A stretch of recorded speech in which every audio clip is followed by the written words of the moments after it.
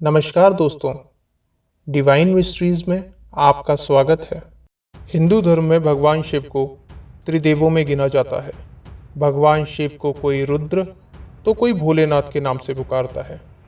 माना जाता है कि भगवान शिव अपने भक्तों की भक्ति मात्र से ही प्रसन्न हो जाते हैं और अपने भक्तों को मनचाहा वरदान देते हैं। शिव को उनके शिवलिंग और सरल स्वभाव के कारण ही भोलेनाथ कहा जाता है।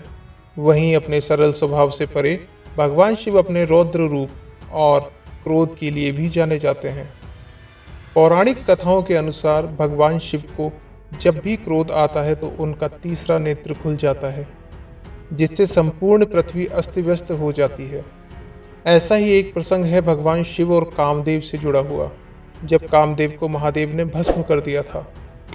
कथा के अनुसार जब दक्ष प्रजापति ने भगवान शिव और अपनी पुत्री सती को छोड़कर सारे देवी देवताओं को अपने यज्ञ में आमंत्रित किया, तो देवी सती अपने पति महादेव का यह तिरस्कार सहन नहीं कर पाई और यज्ञ वेदी में कूदकर आत्मदाह कर लिया।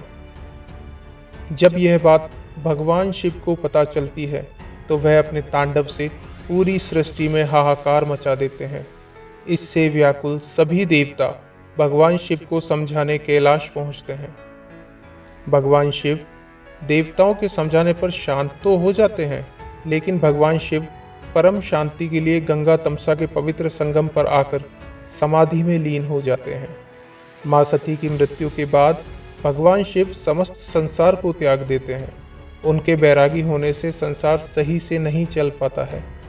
इसी वजह से भगवान विष्णु और उनके साथ सभी देवता संसार के कल्याण के लिए कामदेव से सहायता लेते हैं। इसके बाद अपनी पत्नी के साथ कामदेव भगवान शिव को जगाने के लिए जुट जाते हैं। कामदेव अपने अनेक प्रयत्नों के द्वारा महादेव को ध्यान से जगाने का प्रयास करते हैं, जिसमें अप्सराओं आदि के नृत्य भी शामिल होते हैं, परंतु महादेव के सामने यह सब प्रयास विफल हो जाते हैं। अंत में कामदेव स्वयं भोलेनाथ को जगाने के लिए खुद को आम के पेड़ के पीछे छिपाकर शिव जी पर पुष्पबाण चलाते हैं। पुष्पबाण सीधे जाकर महादेव के हृदय में लगता है और उनकी समाधि टूट जाती है। अपनी समाधि टूट जाने से भगवान शिव बहुत ही ज्यादा क्रोधित हो जाते हैं और आम के पेड़ के पीछे छुपे कामदेव को अपनी त्रिनेत्र से जलाकर भस्म कर देते हैं। अपने पति की राख को रति अपने शरीर पर मलकर विलाप करने लगती है और भगवान शिव से न्याय की मांग भी करती है।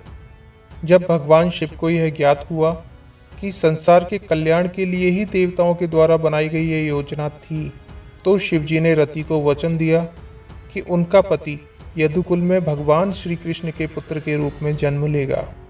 बाद में कामदेव कृष्ण के पुत्र प्रद्युम्न के रूप में पैदा होते हैं और देवी रति से पुनः उनका मिलन भी हो जाता है। तो दोस्तों, आपको यह कहानी कैसी लगी हमें कमेंट बॉक्स में कमेंट करके ज़रूर बताएं, जिससे हम और भी नई नई स्टोरीज आप तक लाते रहें। धन्यवाद।